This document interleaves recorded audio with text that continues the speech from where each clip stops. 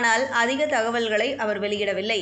AK-64 ஒரு குறுகிய காலத்தில் முடியும் படமாக இருக்கும் என்று சில அஜித் ரசிகர்கள் பக்கங்கள் தெரிவிக்கின்றன. படத்தின் தயாரிப்பாளர்களாக லைகா புரொடக்ஷன்ஸ், சன் பிக்சர்ஸ் போன்ற பெயர்கள் கோலிவுட்டில் பரவி வருகின்றன.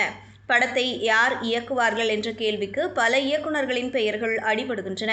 சிறுத்தை சிவா, வெங்கட் பிரபு, கார்த்திக் சுப்புராஜ், ஆதிக் ரவிச்சந்திரன் போன்றவர்களின் பெயர்கள் அதிகம் அடிபடுகின்றன. லேட்டஸ்ட் தகவலின்படி நடிகர் அஜித் மீண்டும் வினோத்துடன் இணைவார் என்றும் தகவல்கள் உலவுகின்றன. ஜூலை முதல் அல்லது 2வது வாரத்தில் படம் அறிவிக்கப்படலாம் என்று எதிர்பார்க்கப்படுகிறது.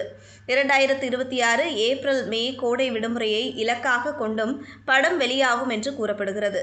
இயக்குனர் வினோத் தற்போது நடிகர் விஜய் நடிக்கும் ஜனநாயகன் படத்தை இயக்கி வருகிறார். இது நடிகர் விஜயின் கடைசி படம் என்பது குறிப்பிடத்தக்கது.